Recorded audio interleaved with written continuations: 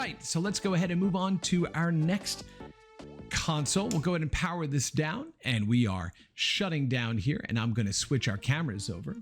And let's go ahead and bring up the next mini console. What do you say? Yeah! Yes! All right, the next mini console. One of my favorite machines of all time. We'll go ahead and remove Super Nintendo. Thank you for doing your job, Super Nintendo, and supporting us on the program here today. This next console is the Genesis Mini. Now, the SEGA Genesis Mini, this one was released in October of 2019. It included 40 games in there, 720p output, but also included 2 of the 3-button fat controllers. And that's kind of what we knew them to be. And these fat controllers kind of look like this. And here is the beautiful SEGA Genesis Mini. Now, this was modeled after the original Model 1 SEGA Genesis, and this was iconic. You have to remember, at this time, we were used to seeing, this little kind of tannish, grayish box that was sitting underneath the television. But SEGA designed the SEGA Genesis to look more like a piece of hi-fi equipment, something that looks more at home inside of a rack of stereo equipment than it did in your little brother's, room. Right? And so on the SEGA Genesis, you actually were able to go ahead and plug headset into this, headphones, and you had a separate volume control in the front. And while this one does move on this, this mini version, it doesn't do any of the, it doesn't change any audio. It's just there because it should be there, including things like on the side of the Genesis, you had an expansion port, so you could plug in devices like the Sega CD. And so while you do not have a real Sega CD to go ahead and put into this, I don't want to go ahead and break this, but this piece does pop off. And what Sega did with the release of this Sega Genesis Mini is they actually created a Sega CD model and a 32X expansion plugin that sits on top of it. Non-functional, but just adds to the whole sense of what those machines were about in the era in which they were created. So again, the same usual ports that we would expect as we did in the other 2 consoles. We have HDMI out at 720p, as I mentioned, and of course your micro USB. I should also mention too that they went ahead and modeled the box and designed the box to look just like the original box when you were in the store to get it. And of course, they include all of the box art on the back of the SEGA Genesis Mini, so you can see what games you're going to go ahead and launch yourself into as you're playing through this incredible collection of games. So let me go ahead and plug some power in here. And while I do that, I'll check over here on our chat. And it's, Genesis does what Ninten-don't. If you want to read an incredible book about the rise of the Sega Genesis here in the United States, Console Wars, is this just wonderful, wonderful book that really tells the true story about how Tom Kalinske, formerly over at Mattel, went over to Sega and really gave Nintendo a run for money and built the Sega Genesis, right? And the love for the Sega Genesis here in the United States and the Western market. Again, really a phenomenal read. And, you said Genesis does what Ninten-don't. The other big one was Welcome to the Next Level, right? That was the big campaign that really kind of set Sega's marketing and the Genesis forward here in the US, because they were crafting an image that said, hey, this is the system you graduate to.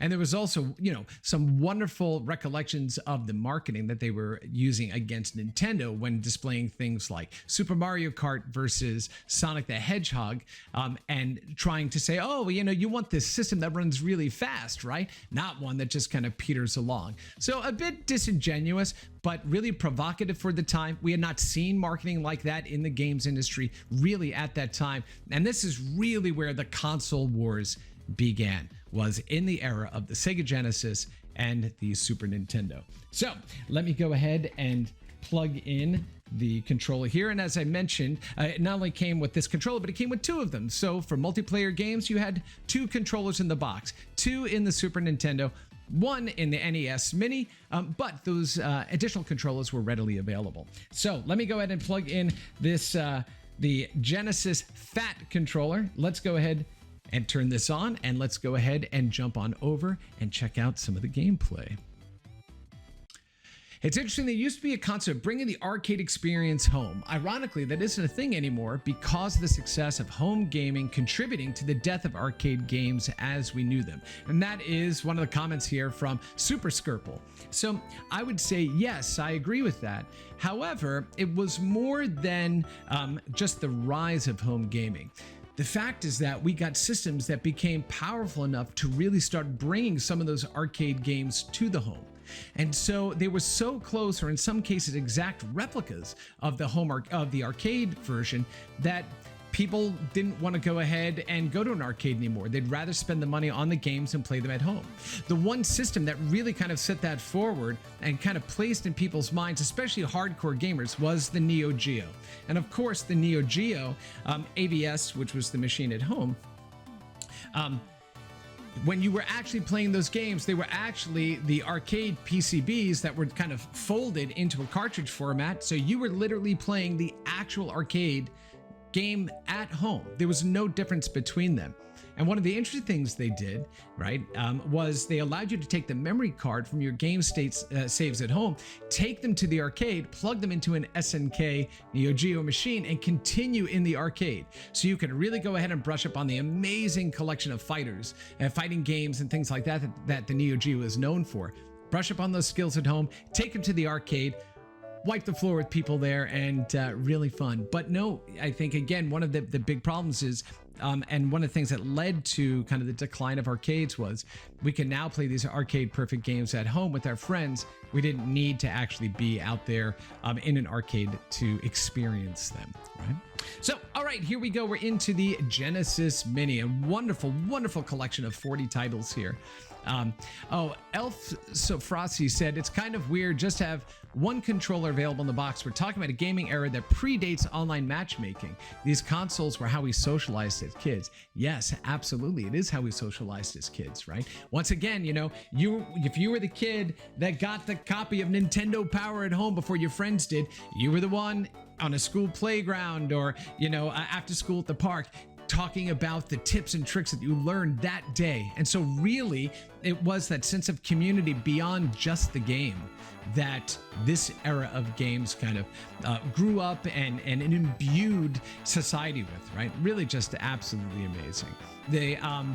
The SNES, yet you get 2 controllers with that. The Genesis Mini, you also get 2 controllers. All right, so let's go ahead and take a look through the catalog here. Well, first let's jump up to the settings and see what's different here. Please read this before playing. I wonder what that could be. Oh, it's a health warning, and of course, the manuals. If you need the manuals for the games that are included in this incredible collection, you go ahead and follow the QR code there, and there you go. Different languages that you can choose from.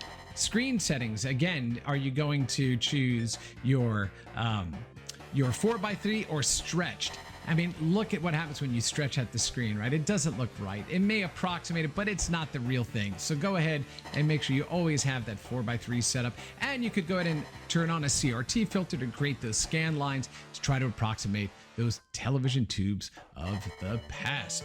All right.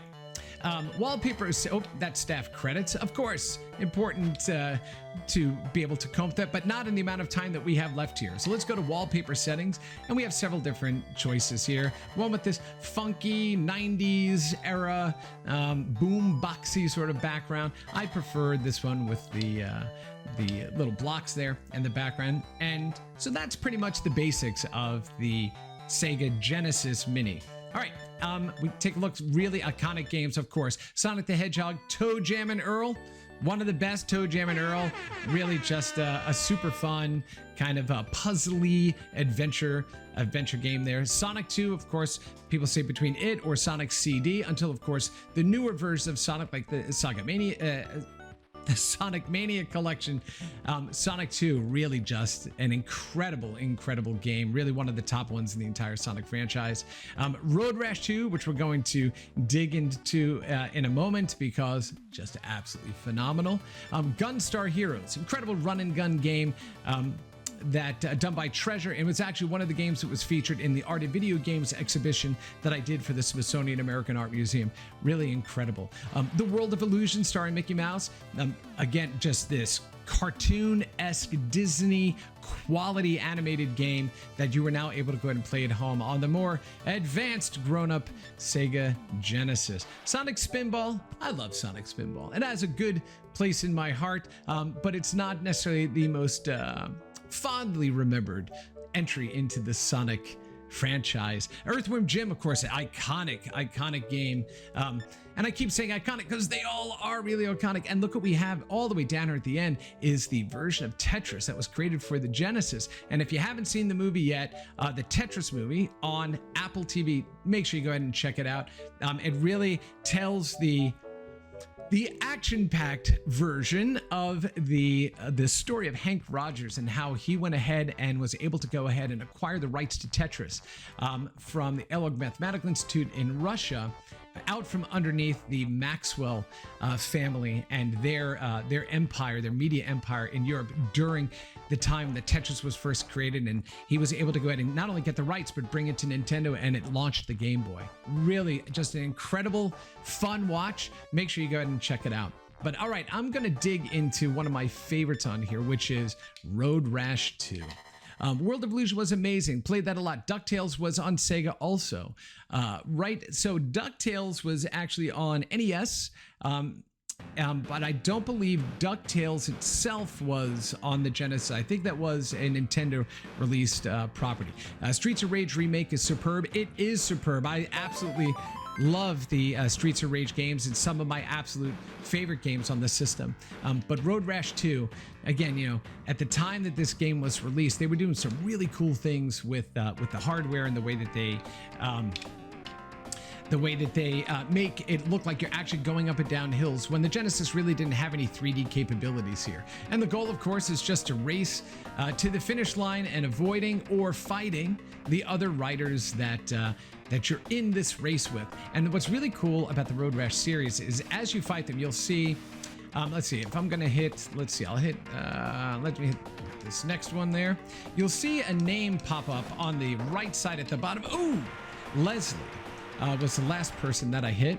Now that I fell off my bike, I gotta run back to where my bike was, and I have to do it before the cops show up and try to arrest me.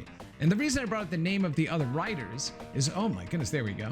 The reason I brought up the name of the other riders is they have a memory. So they'll know if you attack them or tried to knock them out of the race, and they become more aggressive over time. So this was a game that had actually some memory to it and some good progression, and you know, it would up the difficulty level as you got into later levels. But just really, again, a fantastic action game. You know, one that's really super easy to go in and get into. And then, of course, later on, you know, Electronic Arts continued with the Road Rash series. And what is not arguably, I believe, is actually the best version of Road Rash was created for the short-lived but amazing 3DO entertainment system. That version of Road Rash was just absolutely incredible, and Electronic Arts would eventually go ahead and bring that version of Road Rash on to the Sega CD with all of the videos included and the music intact. Really amazing. So this is the SEGA Genesis Mini. One of the nice things about this one too, super easy to go ahead and save where you are so you can come back and continue later. So just by pressing the reset button, I could go ahead and move over into a different save slot. So let's go ahead and do that. And I'll save it in slot 2. And there we go, a little thumbnail to let you know where you were in the game before you exit out of it, and you have 4 save slots per game. So again, a really great way to jump into games of your youth and the games you remember, and also be able to save your progress and continue where you were at a later time. So really just absolutely wonderful. Let's see, what was a flagship for the Panasonic console or maybe the Jaguar 64? It was on NES, Game of Quackshot was on Genesis. Let's see, it was a flagship title for the Panasonic console, maybe the Jaguar 64. No, it was a Panasonic 3DO that Road Rash came to, right? That was the big one there. Let's see, what are they? Let's choose one more game before we jump into the last mini console. of today's episode of Rewind, which started off with me being muted because, hey, too many mute buttons and, thanks, Dr. Little Goat, for letting me know. All right, let's see. Let's jump up to... Somebody go ahead and pick something out in here. What do you want to go ahead and see? Golden Axe, Strider, Toe Jam and Earl? Do you want to look at Toe Jam and Earl? I know you do, buddy. Thank you, Dr. Little Goat. Let's go jump into Toe Jam and Earl since we mentioned that before. Again, at the time that this was released, right? 1991. It's got this really funky 90s aesthetic to it. Check out Toe Jam and Earl. Pretty hip guys. And one of the things that the game allowed you to do was to, let's see if I can back up. All right, so here we go. They had a mode called Jam Out. So you could go ahead and have, let's see, Toe Jam Jammin'. And you could go ahead and make the characters dance along to the music. And this whole mode was just to show off the characters, the music, and the graphics that the Genesis could go ahead and create. All right, I'm gonna back out of that, and we're gonna go ahead and just reset that game. Oops, let's do that again, and let's go reset that game. Zombie Ate My Neighbors was good fun on the SNES. Yes. Zombie Ate My Neighbors. Really phenomenal game. And they just did, a limited run games just did a re-release of Zombie Ate My Neighbors and their follow-on one, which the name is escaping right now, but I have it inside. Oh, and it's just so much fun. Really done in the same kind of art style that Toe Jam and Earl was done in, right? So here we are with Toe Jam and Earl. And I love playing as Toe Jam. I have a Toe Jam and Earl mug because I backed their newest release or version of the game on Kickstarter, and that was one of the gifts. So the goal here is to traverse these different levels and find pieces to your rocket ship to be able to go ahead and get back home. And you have to face all of these different characters and creatures that pop up, and you're able to go ahead and use things like the bonus high tops. Let's see, bonus high tops there. Let's get out of the elevator. Let's go into the next level. And off we go, off the planet into the next the next level. Toe Jam is a wiener, and Earl is on vacation. The good thing about this one too is you could plug in a second controller and have somebody go and play as Earl, you playing as Toe Jam, and kind of traverse that world together. What was really cool is it would split the screen. When the two characters were on the same screen, you would all share the same viewpoint. But the minute you got separated far enough, it would split the screen in half, so you could traverse the level at different points while you're sharing one TV. Really innovative way to go ahead and do multiplayer for an adventure game like this. And of course, not all of the world is available to you or can be seen as you start playing the game. As you just saw, as I moved forward, it went ahead and unpacked another piece of the world that I did not have access to. Oh, almost fell off the world there. So if you, again, look at the aesthetic, the sounds, the animation, all really set in that 80s to 90s transition, right? Again, really fun game to go ahead and play. So definitely one to go ahead and pick up if you are interested in picking up the SEGA Genesis Mini. So once again, 40 games, all played out in 720p. Just a really wonderful way to go ahead and re-experience your childhood, right? Echo the Dolphin, really fantastic game. Like I said, Gunstar Heroes, awesome. Shining Force, Streets of Rage. And since we mentioned that, I've got to go ahead and pop that one up here real quickly, because now Streets of Rage 2, right? This is the game that really kind of grabbed me, right? Streets of Rage was a great side-scrolling beat 'em up. It's going to look very familiar to a lot of people that played in these types of walk to the right beat 'em up games. Streets of Rage 2, from its soundtrack to the gameplay to the characters, just incredible, just absolutely incredible. And this is one of the games that I do go back and play on a pretty frequent basis because it's just so much fun. Oh, I didn't mean to hit that button. So there we go. And this is, you against the world, beating everybody up. You got super awesome moves that you can use. And again, the soundtrack, and that's, if you talk to anybody that is familiar with the Streets of Rage series, they'll tell you the soundtrack is one of the best pieces of this. You can pick up weapons that the enemies go ahead and drop and use them back on them. They're timed, of course. They don't want to make it too easy. When you pick up a lead pipe, it can beat up everybody with it. But just again, just a beautiful 16-bit masterpiece. I mean, those colors that pop off the screen, those iconic characters, the music, just amazing. Absolutely love that one. That gets all of the applause sound effects here because it is insanely good. So that is the SEGA Genesis Mini.